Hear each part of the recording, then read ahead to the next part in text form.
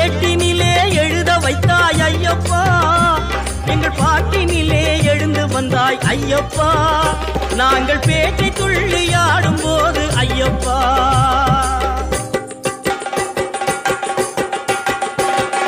பேட்டை துள்ளி ஆடும் போது ஐயப்பா, நீ ஆட்டமாடி வந்திடுவாய் ஐயப்பா.